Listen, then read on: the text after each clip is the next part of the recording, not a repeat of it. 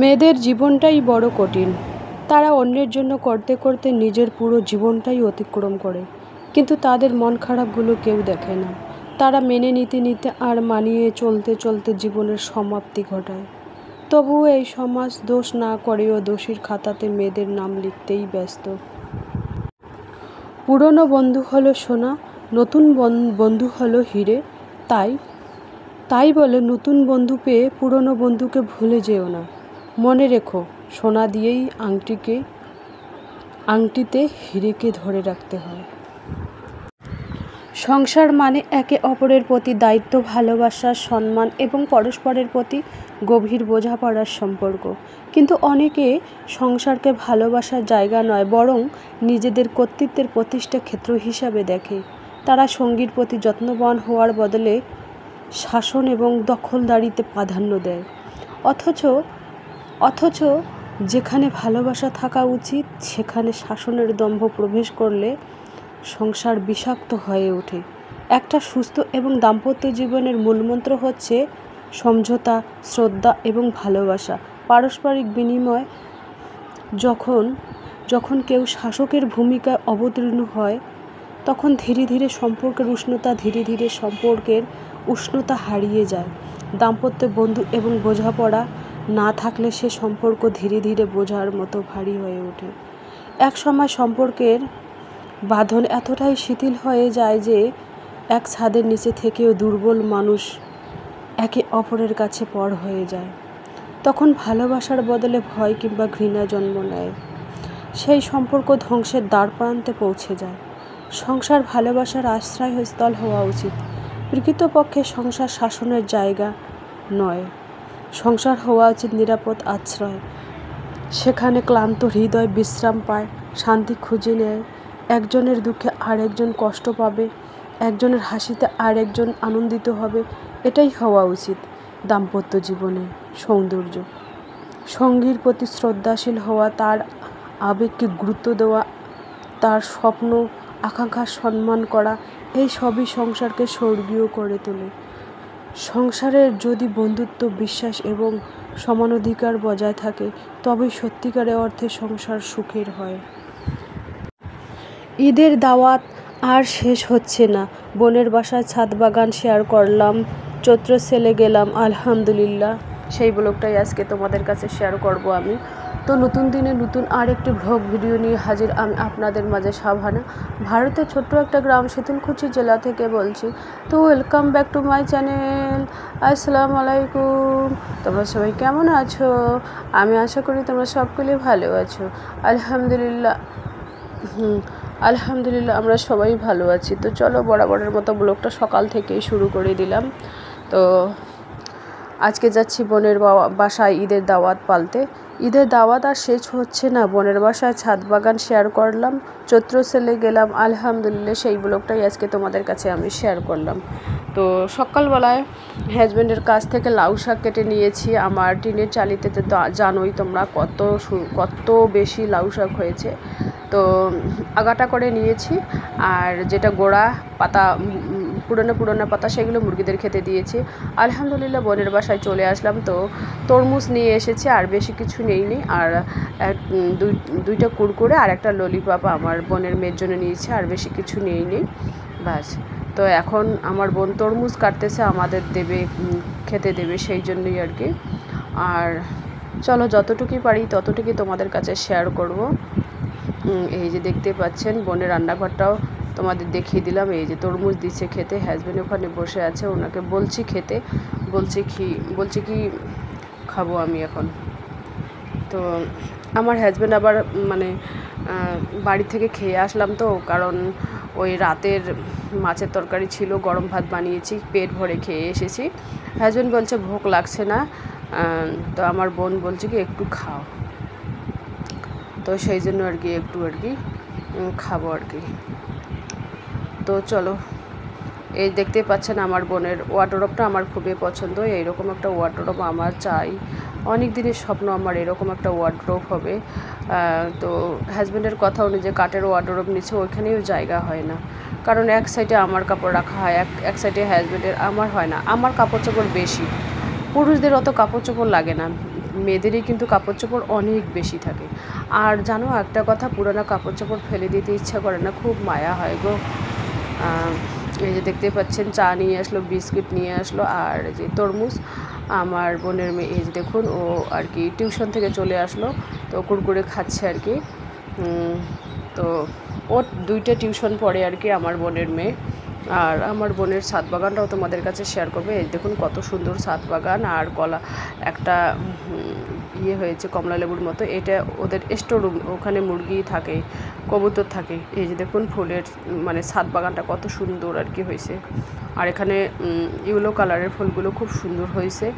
আর এখানে নিচে টবের মধ্যে আছে অনেক অনেক ধরনের গাছ, এগুলো যত্ন করতে হয়, যত্ন আত্তি করতে হয়। আমাদের বাসায় না অ্যালোভেরা নিয়ে গিয়ে কয়েকবার ইয়ে করেছিলাম, তো মরে গেছে আর কি, হয়ই না। তো আমার বোন আর কি দেখুন এখানে 20টা বাচ্চা আছে, এগুলিকে জিএসটি বলে নাকি। তো 20টা বাচ্চা আর কি 15 টাকা করে পিস নিয়েছে। দেখুন কত সুন্দর হয়েছে বাচ্চাগুলো, একেবারে ফুটফুটে সাদা। তো আমার বোন এবার একটু বারান্দাটা একটু ঝাড়ু দিয়ে নিচ্ছে, সেটাও একটু আর কি শেয়ার করতেছি তোমাদের কাছে। এই যে দেখতেই পাচ্ছেন। আর ছোটো বাচ্চা থাকলে ঘর বাড়ি বিছানাপাটি মানে তাড়াতাড়ি নোংরা হয়ে যায়। আর আমার বোনের রান্নাঘরটাও তোমাদের এক ঝলক দেখিয়ে দিয়ে, এই রান্নাঘরটাতে টাইল লাগিয়েছে, খুবই সুন্দর হয়েছে আর কি। আমার কিন্তু ওই রান্নাঘরের মধ্যে বেসিং টাইল লাগানো এগুলো আমার খুব পছন্দের আর কি। তো জানি না উপরওয়ালা আমাকে কতদিনে এরকম রান্নাঘর বানিয়ে দেবে, সেটাই আর কি। তো এখানে হচ্ছে রান্না হচ্ছে চিকেন রান্না হচ্ছে, পোলট্রির মাংস, আলু দিয়ে হবে ঝোল, আর শাক ভাজা হবে, আর আলু ভাজা হবে। তো ওনারা সকালবেলায় রুটি খেয়েছে, তো আমি বললাম কি এটা হচ্ছে দুপুর টাইম, তা একবারই রান্না করো যাতে রাতে রান্না করতে না হয়। তো এই যে দেখতেই পাচ্ছেন, মানে পুরো বাসাটা শেয়ার করলাম, মানে হোম ট্যুর বলতে বলো, আমার বোনের বাসার হোম ট্যুর শেয়ার করলাম তোমাদের কাছে। হোম ট্যুর বলতে পারো আর কি, আমার বোনের বাসার হোম ট্যুর। তো এখানে মিক্সিতে মশলা পেস্ট হচ্ছে, পেঁয়াজগুলো ভেজে নিচ্ছে, পেঁয়াজ আদা রসুন একটু ভেজে নিচ্ছে, হালকা লাল লাল করে ভেজে নিয়ে তারপরে আর কি মাংসটা দেবে। আমার বোনের রান্না আমার রান্না একই, ঝাল মশলা তেল। তবে আমাদের থেকে আমার বোনেরা ওরা তেল খায় বেশি, একটু বেশি পরিমাণে, আমরা পরিমাণে তেল কম খাই আর কি। তো এই যে দেখতেই পাচ্ছেন আমাদের রান্না এরকম হচ্ছে আর কি রান্না।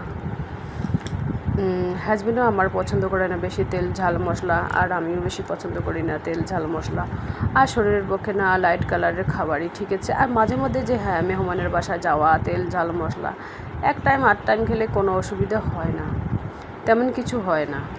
তো এই যে দেখতেই পাচ্ছেন এখন আমরা আলহামদুলিল্লাহ রান্না রেডি হয়ে গেলেও এখন আমরা খেতে বসবো আর কি। তো এই রান্না সমস্ত এরা কিন্তু বারান্দায় বসে খায়, খাওয়ার জায়গা আছে, রান্না করে এনে বারান্দায় বসে খায়, এটাই আর কি ভালো ব্যবস্থা আর কি। আর এই যে দেখুন রান্না তোমাদের কাছে শেয়ার করছে, রান্নার কালারটা দারুণ হয়েছে আর কি। আর ওর মেয়েকে বলতেছে খেতে, বলছে কি না এখন খাবো না, দেরি খাবো। তো সকালবেলা নাকি খেয়ে গেছে রুটি, ভোগ বলছে কি আমাকে ভোগ লাগেনি এখনও। তো এই যে দেখতেই পাচ্ছেন এভাবেই আর কি রান্না করেছে, ভালোই লাগে আর কি এভাবে রান্না করলে, একসাথে সবাই মিলে খেলে।